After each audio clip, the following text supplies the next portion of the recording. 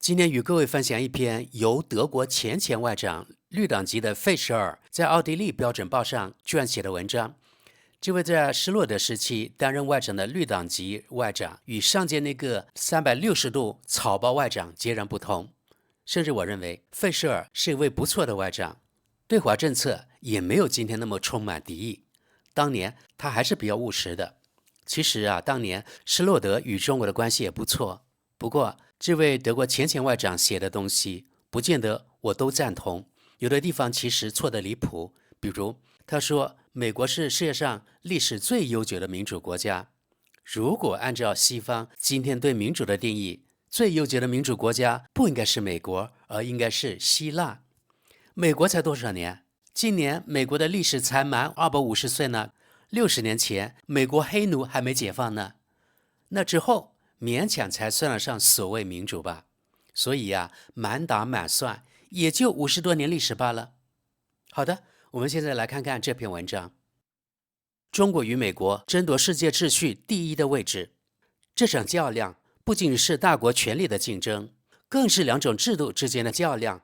中國在當前的戰爭中主要處於幕後行動，並以一種低調的方式不斷獲益。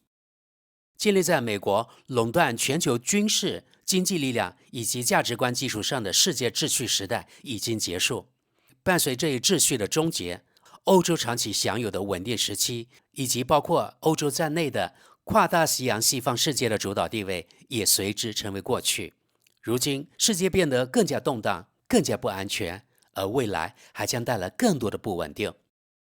過去這一點在由全球主要工業國家組成的 G7、G8 機制中表現得十分明顯，而今天則出現了與之競爭的國際機制，例如由中國、俄羅斯和印度主導，成員主要由新興經濟體組成的上合組織。美國是否有能力阻擋中國對其霸主地位的挑戰，仍有待觀察。美國的霸權已經讓位於一種新的國際格局，多個大國之間相互競爭，彼此制衡，不再存在固定且書面化的國際規則。相反，真正起決定作用的是經濟實力、科技實力和軍事力量。這也意味着大國之間發生衝突，甚至核大國之間爆發戰爭的風險進一步增加。這種新的國際秩序絕非穩定。當前世界局勢主要受以下幾個熱點衝突的影響：烏克蘭戰爭、波斯灣地區以色列與美國對伊朗的戰爭，以及中國與台灣之間持續存在的戰爭風險，還有朝鮮半島長期存在的緊張局勢。這些戰爭由於伊朗封鎖霍爾木茲海峽，對世界經濟造成了重大影響，推高了石油和天然氣價格，也導致化肥價格上漲。最重要的是，戰爭每天都造成大量人員傷亡，而且隨着時間推移，局勢進一步升級的危險也越來越大。公眾關注，因此這兩場正在進行的熱戰成為當今公眾關注的焦點，並不令人意外。不過，儘管美國在波斯灣地區直接進行了軍事介入，這兩場戰爭在一定程度上仍然具有代理人戰爭的性質。因為真正的核心较量其實發生在當前世界第一強國美國與最有可能取代美國成為全球新霸主的國家中國之間。與美國形成鮮明對比的是，中國在當前的戰爭中保持克制，主要在幕後行動，以一種安靜又低調的方式不斷獲得優勢。這種發生在全球最高層面的競爭，不僅僅是權力政治的競爭，更是兩種截然不同制度之間的決鬥，而這種競爭將在整個21世紀深刻影響全球格局。權力與控制，美國實行的是高度競爭的私有市場經濟制度，同時也是世界上歷史最悠久的民主國家。然而，它目前似乎正逐步陷入由大型科技寡頭所控制的壟斷格局。這種轉變最終將走向何方，還有待未來觀察。中國則是一個中央集權的一黨制國家，由擁有絕對權力的中國共產黨統治，並全面控制經濟、軍隊和社會。在短短一代人的時間裡，中國共產黨把中國從一個極度貧困、落後的國家，發展成為一個有實力競爭世界第一強國的國家。這是一個巨大的成功。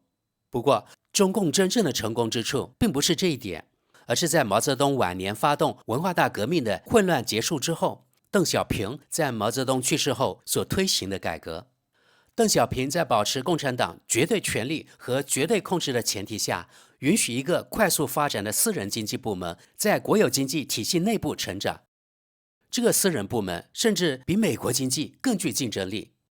共產主義框架下的超級資本主義，並依托着龐大的國內市場。這與蘇聯完全不同。蘇聯從建立之初就是一個反資本主義，主要由意識形態驅動的國家。中國則希望兼顧兩者，一方面堅持自身的政治制度和傳統，另一方面學習世界上最成功的資本主義經濟體美國。事實證明，這種模式過去有效，如今依然以令人驚嘆的方式持續發揮作用，極其成功。龐大的中國國內市場、巨額基礎設施投資、房地產建設熱潮、繼續推進的城市化、國內市場激烈的資本主義競爭，再加上國家對科研開發的大規模投資、軍事現代化建設、全面推進數字化和人工智能的發展，以及共產黨具備長期戰略規劃能力，並擁有21世紀成為世界領導力量的堅定目標。所有這些因素共同造就了中國這種雙重制度的巨大成功。美國是否能夠像當年戰勝蘇聯那樣，應對來自中國對其全球霸權的挑戰，目前仍然是一個未知數。最終答案還將取決於兩個關鍵因素：一方面，美國是否會繼續遠離市場經濟和民主制度，逐漸演變成由私人科技寡頭主導的威權型社會；另一方面，中國領導層是否能夠抵禦訴諸武力的誘惑，尤其在台灣問題上保持克制。因此，中國完全可以，而且很可能無需通過戰爭和武力，僅憑和平方式就能夠實現其大部分戰略目標。好的，我們接着看網民評論。第一條評論：美國是世界上最古老的民主國家，這個說法並不準確。最早的民主制度應當追溯到古希臘。此外，美國歷來也並非始終遵守公平原則。而隨着 MAGA， 也就是讓美國再次偉大運動的興起，美國至少在現階段可以說是主動放棄了世界第一的位置，除了軍事力量仍然佔優勢之外，至於國家軟實力，如今幾乎已經蕩然無存。好的，德國知識點評一下。通過過去一系列美國發動的戰爭，我們可以發現美國幾乎都是敗仗。從這次打伊朗來看，我們有理由相信美國的軍事力量其實已經不如中國了。我不知道你們是否同意。好的，繼續往下。中國的戰略石油儲備很快就會耗盡，屆時將不得不重新大量從國際市場採購石油。到那個時候，我們這裡的油價才會真正上漲。再往下，費舍爾先生沒有提到的一點是，我得說明我非常尊重他的專業見解。歐洲正在向右翼轉向，而美國此前已經朝着這個方向發生了變化。繼意大利、塞爾維亞等國之後，法國、德國和奧地利目前也正在經歷一種令人擔憂的向右翼激進主義、極右翼發展的變化。而這種發展最終會帶來什麼後果，今天還沒有任何人能夠準確預測。下一則，中國只需要等待。剩下的事情，特朗普會替中國完成，最終他也會把自己一起毀掉。繼續往下。當然，如果教育不斷被削弱，民主國家就必然會走向衰落。對此，我們確實應該感謝保守派和那些科技大佬。更具有諷刺意味的是，這個國家最有權勢的人正拼命地讓自己的國家在國際上變得越來越無足輕重。而這一切只是為了迎合自己的利益集團、客戶政治。而如今，越來越多的人只有2秒鐘的注意力，腦子被社交媒體洗壞了，並且幾乎只待在各自的信息繭房裡，甚至幾乎可以憑借這種狀態決定下任總理或總統時，這樣一個國家還能正常運作嗎？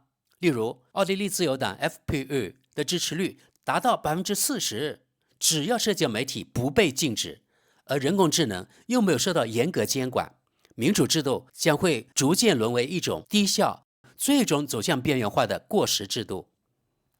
再往下，對2050年預測，2050勞動年齡人口，也就是工作年齡人口，第一，印度有11.3億勞動年齡人口；第二，中國7.5至7.6億；三，尼日利亞2億至2.5億；美國2.3億。GDP 國內生產總值在很大程度上可以理解為每一位勞動年齡人口所創造的經濟產出。當然，這還需要教育、基礎設施、資本存量等方面的持續投入。美國的債務正在急劇膨脹，軍事開支也在不斷增加。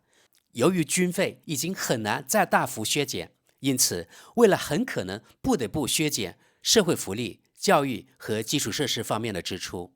未來幾個世紀，亞洲的經濟實力很可能將佔據主導地位，其中印度或許會展現出最強勁的發展動力。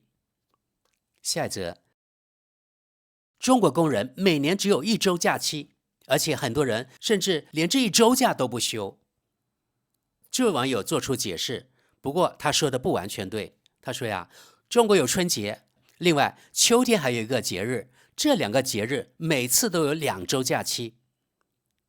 再往下，至於這個全球大馬戲團，可以肯定地說，如果像美國那樣，馬戲場裡有太多小丑，雖然能帶來笑聲，卻沒有機會被別人認真對待。如果像俄羅斯那樣，觀眾席裡坐滿了扒手，就會失去人民的好感和信任。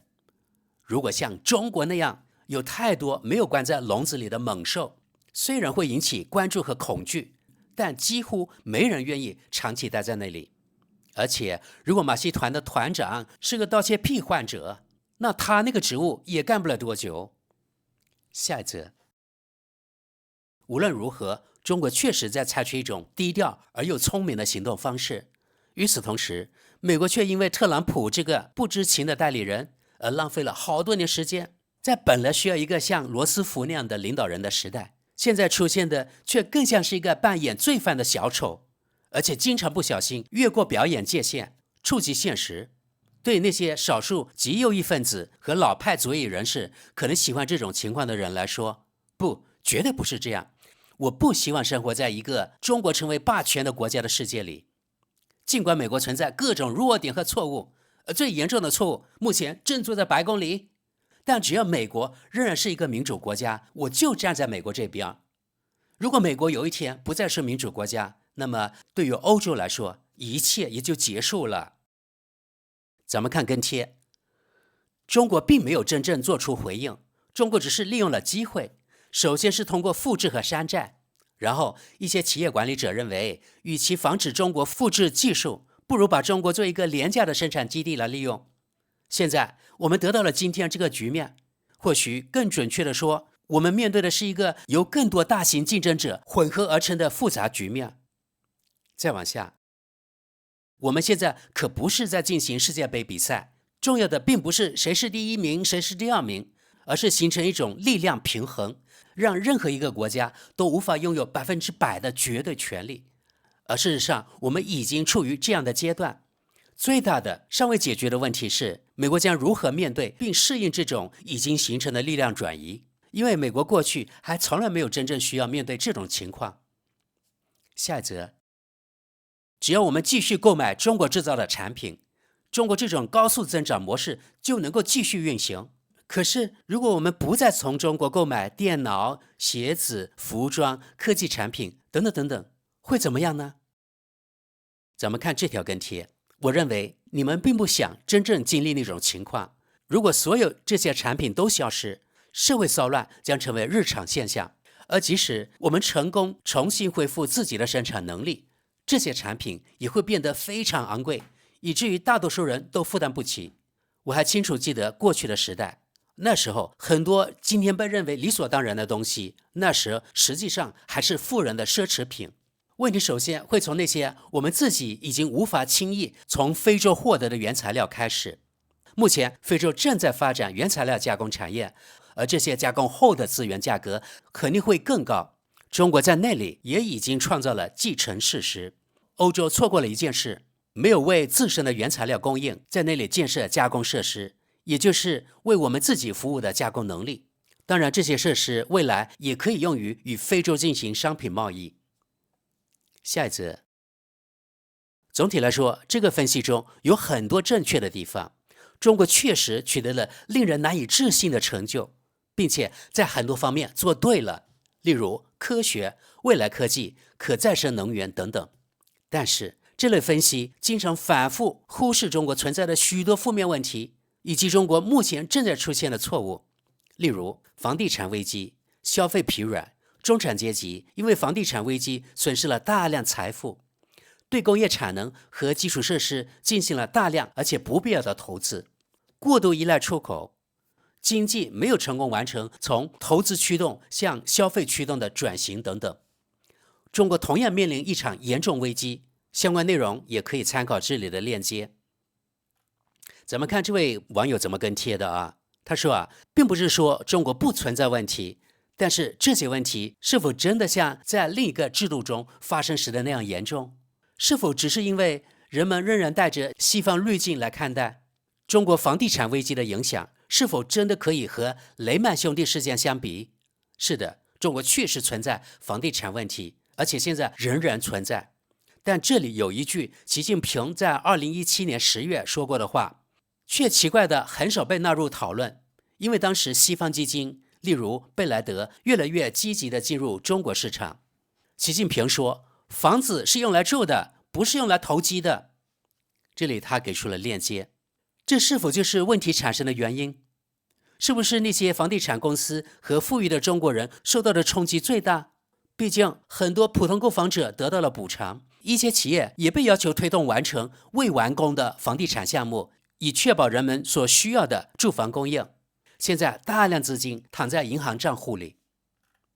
繼續往下，這篇文章總體來說並不錯，但其中確實有一些地方讓人忍不住會笑，因為可以看出其中仍然存在一種舊式思維。當然，這並不是作者個人的問題。如果考慮一下文章標題的話，就更明顯了。原文，在全球最重要工業國家組成的 G7、G8 框架中，成員國是下面一些：德國、法國、意大利、日本、加拿大、俄羅斯。1998年直到2014年是 G8 成員，美國、英國。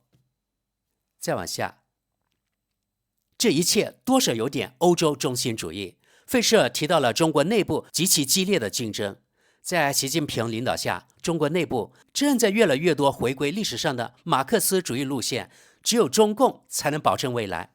在很多人看來，圍繞台灣的鬥爭其實已經結束了，而且中國已經贏了。馬六甲海峽是世界上最重要的海上通道，中國已經通過水下測量和預警設備對其進行監控，他們的潛艇已經通過那裡，而發現不了他們。九段線已經成為現實，中國正在越來越主導菲律賓和越南周邊海域。我們西方國家有時會在南海進行所謂航行自由行動，但也僅此而已。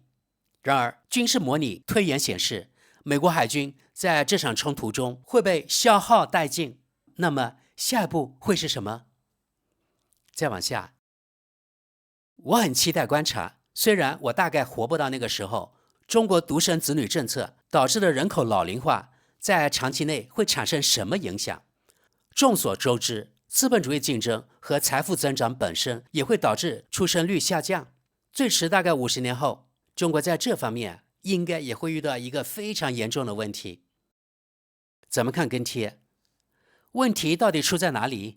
與我們，這裡指西方國家，尤其是德國，與我們不同，中國並不存在一種直接與勞動者繳費掛鈎的疾病和養老保障體系。不過，這其實是一個當前的問題，也就是普遍存在的儲蓄狂熱、過度儲蓄傾向，而這種現象反過來助長了房地產泡沫。正如費舍爾所說，西方分析人士一直都有一個難題，他們很難理解這種共產主義特色的超級資本主義。繼續往下，我本來想寫類似的內容，我讀到過中國存在一些問題，尤其是人口結構問題，其後果目前完全無法預料。那麼人們可以認為，那些試圖控制人類幾乎所有生活領域，並通過各種規定來規範人的行為的政權，最終有一天會慘烈失敗，因為這種做法違背了人的本性，更嚴重的是違背了人的尊嚴。因此，無論是在50年後、100年後，還是150年後，中國都會失敗。繼續看這條跟帖，那麼到時候他們就會從歐洲帶奴隸過去。再往下，中國能夠並且將會在不使用武力和戰爭的情況下，通過和平方式實現它的大部分目標，這一點毫無疑問。不過，第一次世界大戰後的德國當時也曾如此，但問題在於競爭對手美國是否會允許和平的出現這種局面。美國過去和現在都存在一些軍事推演，設想為了阻止中國霸權進一步形成，而在短期內攻擊擁有核武器的中國。當然，這是瘋狂的想法，就像攻擊伊朗的失敗行動一樣。但是，即使美國不主動發動攻擊，也可能通過不斷升級局勢，使戰爭最終變得不可避免。同樣，中國也可能採取類似行動。唯一能夠阻止這種情況發生的因素，是中國政治傳統中的戰略耐心。儒家和道家的思想認為，當你已經準備好所有手段之後，並且只有在那時才應該發動攻擊。好的，看下一則評論。金錢決定世界，人們經常忘記，美元是世界貨幣，美國可以隨意印鈔，而其他國家必須通過辛苦勞動來獲得美元。例如，如果印度從巴西購買大豆，目前這筆交易必須使用美元結算，而且必須通過美國銀行體系進行。中國沒有任何與之相匹配的東西，而且短期內也不會擁有。再往下，這在事實上是不正確的。中國和印度早就已經達成協議，可以使用本幣進行貿易結算。沒有人能夠強迫中國在巴西購買大豆時必須使用美元。只有當交易使用美元進行購買時，雖然這種情況目前仍然很常見，才需要通過美國銀行體系進行。但是，你關於美元是全球毫無疑問佔主導地位的貨幣這一點是正確的。美元主導全球外匯交易，也主導全球外匯儲備。其實前面可以看到很多人給這位樓主科普，比如這位，抱歉，但你的信息認知已經停留在很久以前了。你聽說過 mBridge 多邊央行數字貨幣橋嗎？它速度更快，成本更低，在技術上遠遠領先於 SWIFT， 而且美國佬無法影響它。這也是跟帖。那已經是過去的事情了。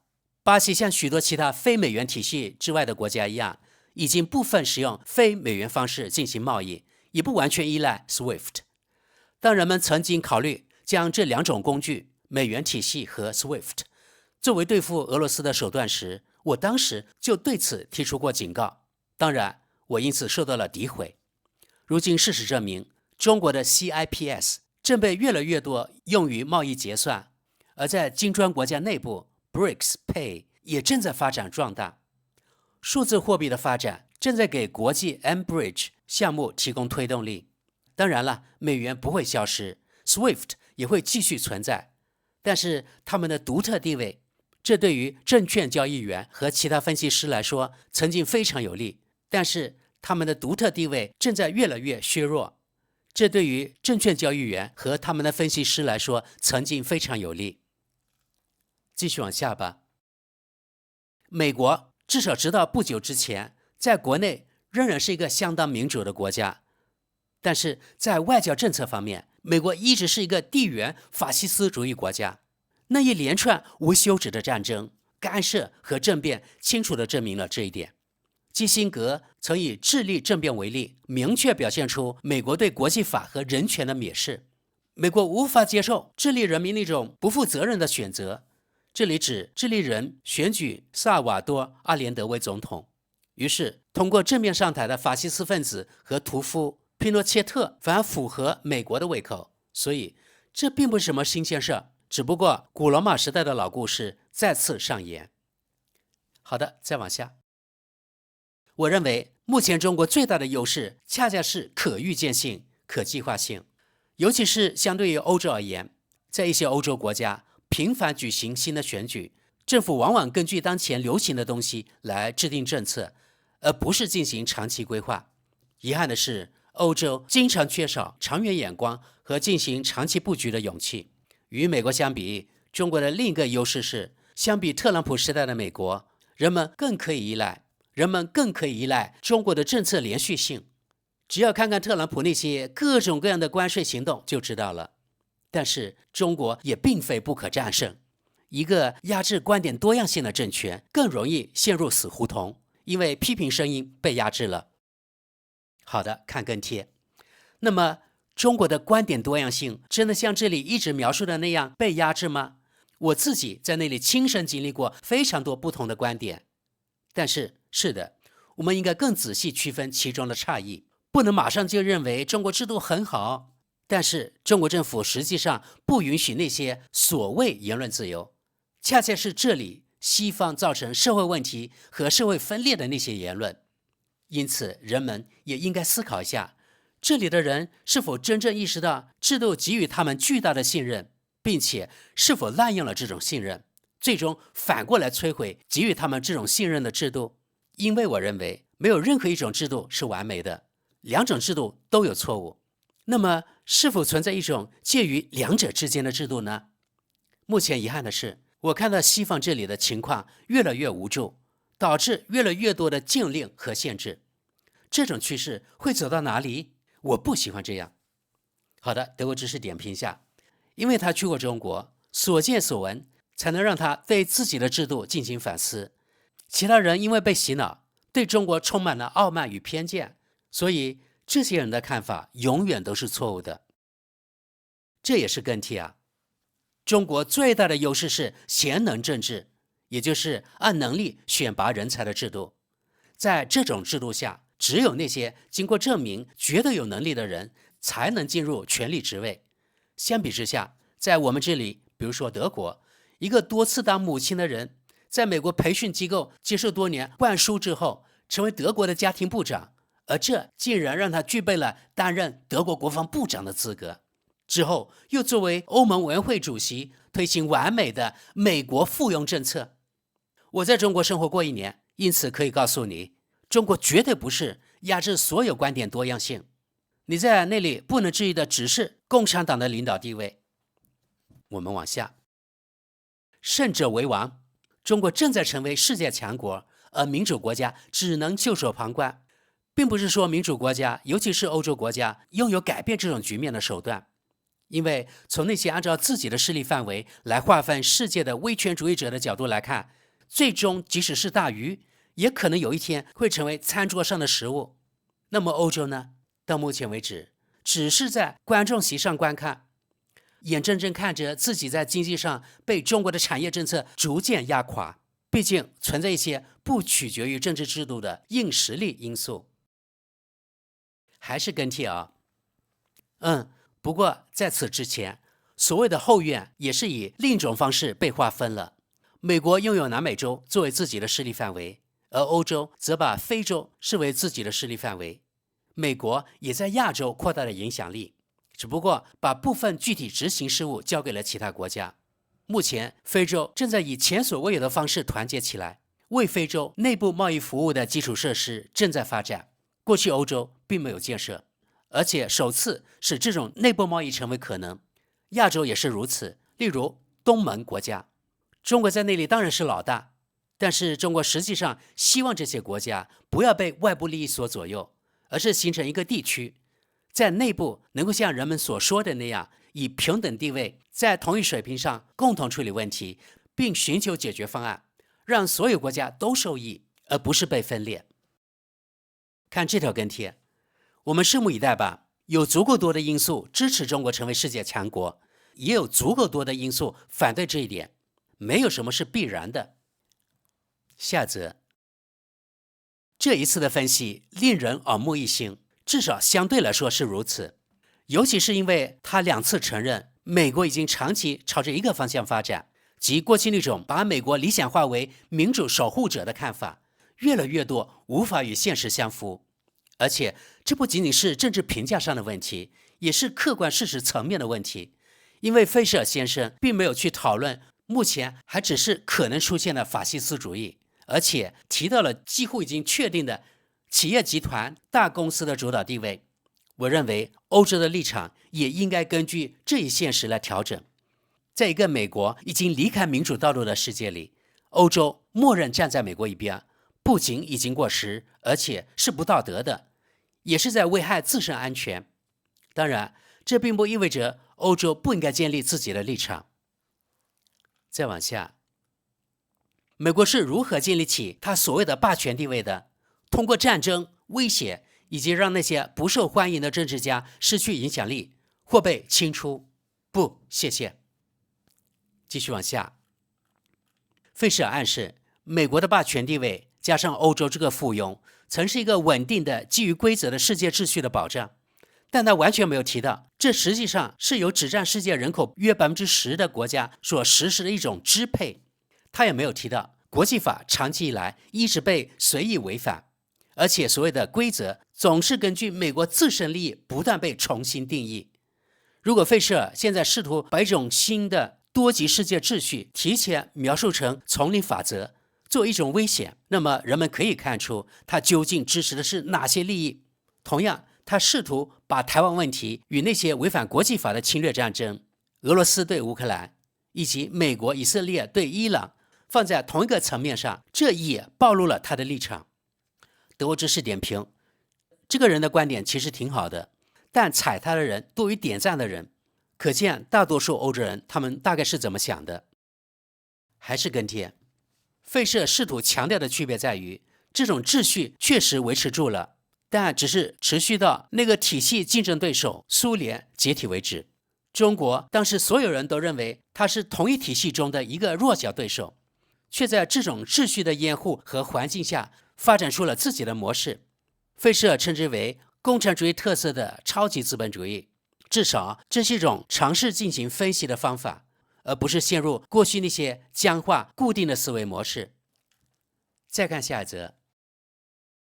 喲，這個叛離的省份，諷刺標記啊！事實上，台灣是一個擁有自己政治制度的獨立國家。